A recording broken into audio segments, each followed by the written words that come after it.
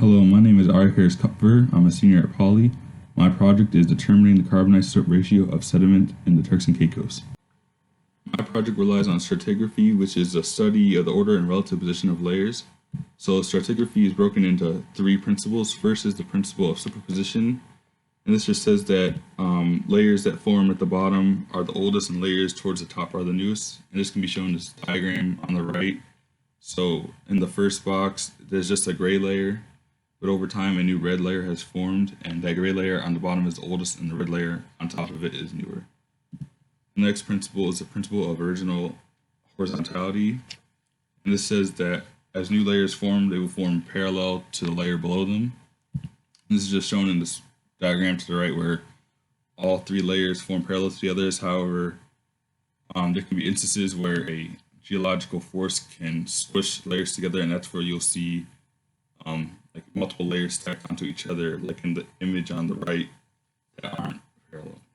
The third principle is the principle of original lateral continuity, and this just says that layers can have similar characteristics but are separated, and that in the past they could have been connected. So, for example, in the bottom diagram, a river has cut through 4 layers, and now it's created 2 different layers on each side of the river, but they were connected at one point, and they're the same layer, so they have the same characteristics. Physical stratigraphy is a form of stratigraphy where the ordering and relative position of layers can be done visibly. So rocks are broken up into different formations, and these formations contain certain types of rocks like sandstone, granite, or shale.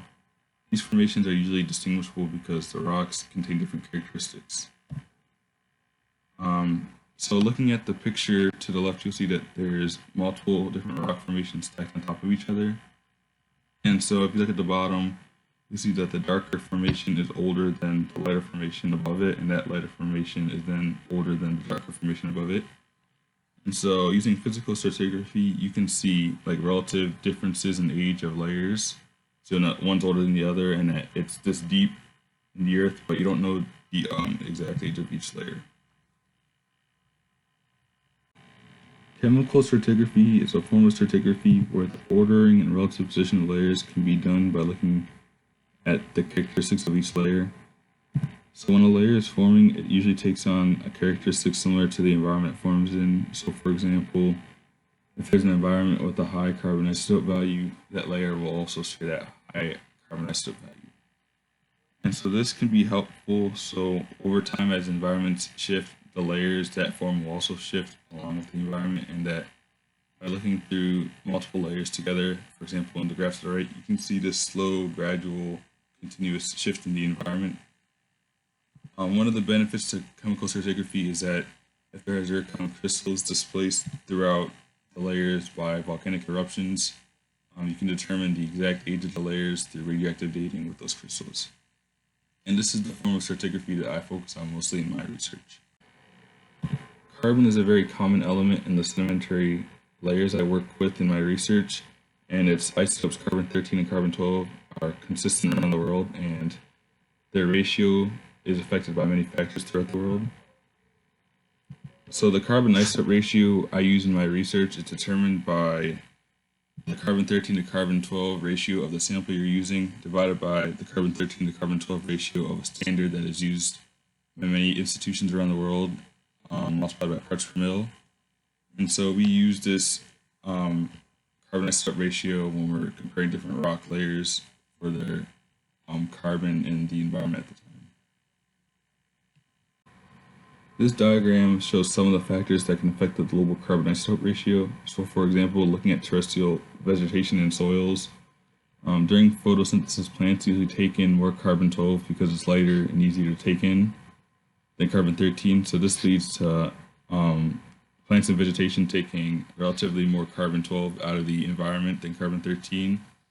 And this leads to there being more carbon-13 in the atmosphere, which can lead to a higher carbon isotope ratio for the atmosphere. So when a layer is forming during a time when there's a lot of vegetation around the world, the layer itself will contain a higher carbon isotope ratio because of the environment. But if there's a large dying off of vegetation, it then releases that carbon-12 back into the environment, and it would then lower the global carbon isotope ratio.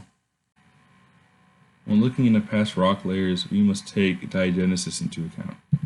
Diagenesis is the process that affects sediment as it becomes rocks.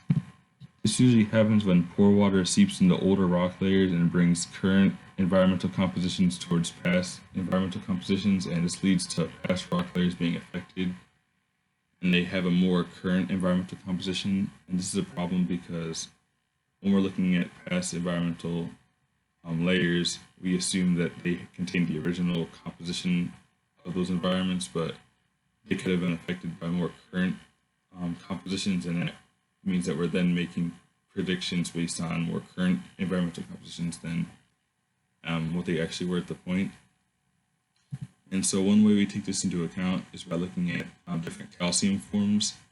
So over different periods of time, the oceans will change between the dominant form of calcium that's dissolved in the water, and this is between aragonite and calcite. So in the picture, for example, calcite will be yellow and aragonite will be blue. And this just shows how they switch over time. And if we're looking at a sample during a time period when there was calcite predominantly in the ocean, however, we see that the sample contains mostly aragonite, it can show that there was diagenesis which affected that layer and shifted the main form of calcium, which means that it also affected the main form of carbon and all other compositions at the time. Stratigraphy has the potential of revealing environmental changes of the past. They could give evidence of extinction or expansion events in the past that altered layer compositions. However, diagenesis could alter the layer composition and give false information. The Turks and Caicos contains many carbonate samples that hold carbon-isotope ratios of many layers. However, the exposure to ocean water which contains carbon-isotope ratios of the present could alter previous carbon-isotope ratios.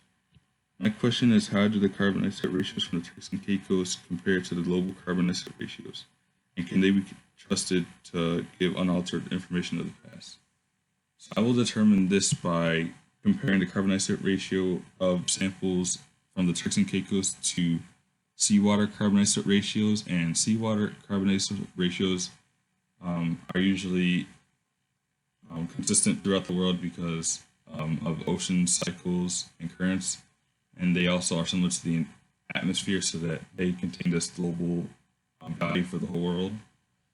I'll also compare the Turks and Caicos sediment values to pore water carbon-isotope ratios, and the pore water carbon-isotope ratios will show signs of diagenesis because the pore water is on a more local scale and is not connected to the ocean, so it contains local values that aren't connected to the world. This is a diagram of Little Ambergris Cay, which is in the Turks and Caicos. It's the location where my mentor took sediment samples, which I use in my research. There were 3 sites, VCO1, VCO3, and VCO4, which I used in my project. VCO1 is the bottom right circle, and it is along the beach of the island.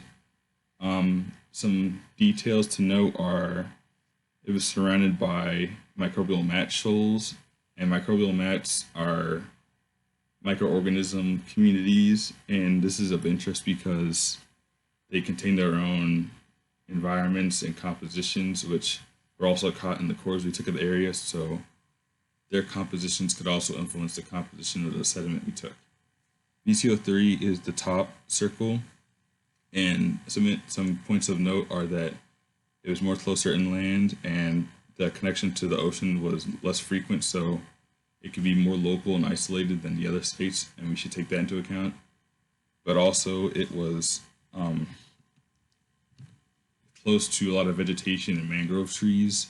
And there was a lot of plant matter collected within the cores themselves. So this could lead to lower carbon isotope ratio because of the plant matter also containing a lower carbon isotope ratio.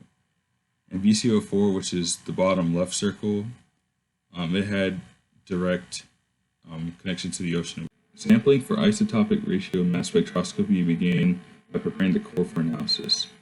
So the image on the left shows a core that's already been split, and what we do is we go down vertically and cut different sections of the core out to take different layers or different layer samples. And at this time, there's still a large amount of grains in each sample, and we use a splitter to reduce the size of the sample while keeping the same distribution of grain size and shape. We then use a microscope to pick out the different carbonate grains, and we did this for another study on looking at how each grain affected the carbon isotope ratio differently, if they did at all or not. So that's why we collected different grain types. These are just different images of different grain types. So the top left grain is a ooid, and this is just a regular circular grain. It's like a sand grain, but it's made out of calcium carbonate. The top middle picture is a grapestone grain, and this is multiple ooids that have been fused together with new precipitate. And we separate these from ooids because we feel that the new precipitate that has formed to fuse them together could contain different compositions than the ooids themselves. That's why we separate them. The top right image shows a shell fragment, and we separate these because we feel that shells and other like grains that have been formed through biotic processes could have different carbon isotope ratios because they're formed through like biotic life and not abiotically. And the bottom left image is a coral fragment, and we also separate this for the same reason as the shells. The bottom middle grain is a cylinder grain, which forms abiotically, but we also separate this because we think it could be different from ooid formation. And the bottom right grain is an irregular grain, and it just has a lot of different like plant matter fused in there, and that's why we separate it. Once the different grain types and sizes have been collected, they will be prepared to go through the isotopic ratio mass spectrometer. This begins by dissolving the collected samples with helium gas and phosphoric acid. Helium gas is added to replace the carbon dioxide in the air, which can alter the carbon isotope value of the samples. Then the gas is ionized and sent through the isotopic ratio mass spectrometer, which then gives isotope ratio value for the sample. This graph shows the overall carbon isotope value for VCO1, VCO3, and VCO4 at different depths. What we can see from this graph is that overall, most of the points were around 5 parts per mil, and that near the top there's a skew towards 4. This is a graph of only VCO1 carbon isotope ratio to depth. And what we can see is that overall, most points are around the 5 parts per mil, as in the overall graph showed, and that the grains that were mostly around 5 parts per mil were the ooids, grapestones, and cylinders, which were abiotically formed, while the shells and corals were not as close to this point, and they were more skewed out. The graph above of the carbon isotope ratio to oxygen isotope ratio is used to determine the signs of diagenesis. This is usually determined by a trend of a slope along the red line of the grain types. And what we can see is that there's not much of a trend along there, but it is close, so we could say that there may be signs of diagenesis. And the chart below shows the carbon isotope ratio of different ooid grains in the ocean, which were used to determine the seawater carbon isotope ratio. From the data, we found that overall, most of the grains had around a 5 parts per mil carbon isotope value, and that the overall range was from 3.5 to 6 parts per mil. Mostly ooids, grapestone, cylinders, and interclass grains were around that 5 parts per mil, while the shell, coral, and irregular grains had more ranged and varied values. We also found that the carbon isotope ratio of seawater samples was around 4.7 parts per mil. What we can say is the carbon isotope ratio of the sediment was close to the carbon isotope ratio of the seawater, and that the proportion of carbon and oxygen isotope ratios showed signs of diagenesis. This could be accounted for rain and poor water, decreasing the oxygen and carbon isotope ratios as they seeped in. And we also know that some grain types were altered more than others. So, for example, the ooids and grapestones didn't seem to be affected as much as the shells and coral fragments. What we also know is that the ooid, grapestone, and interclass grains were precipitated through abiotic processes, so that means that they would share a similar carbon dioxide ratio to the environment because they were formed through the environment mostly, and that shells, corals, and cylinder grains precipitated through biotic processes.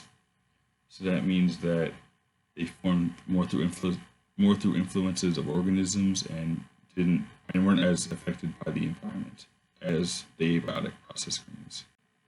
In conclusion, environmental change identified in rock layers in the Turks and Caicos is applicable globally.